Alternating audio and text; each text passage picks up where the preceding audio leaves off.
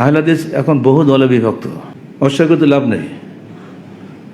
সবাই কিন্তু আমল সহি হাদিস অনুযায়ী করে, কিন্তু একটা হাদিস তারা মানেন না। সেটা কি? জামাতবদ্ধ জীবন।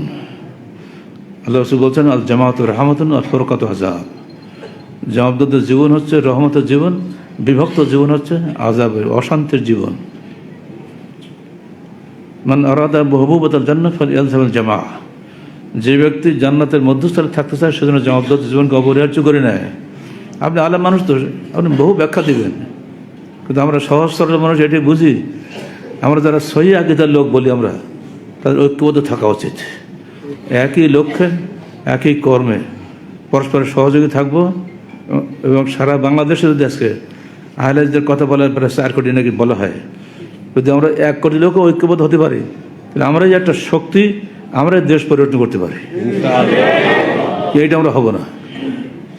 আলেমরা প্রতিজ্ঞা করেছেন, আমার কারো নিয়ন্ত্রণে থাকতে রাজি নেই, আমি একাই 100। তারা কাউকে আমিরও মানে না, কারো মামুর হতে চায় না। সালাতে জামাত করেন না, আমির একজন ইমাম দিতে হবে না?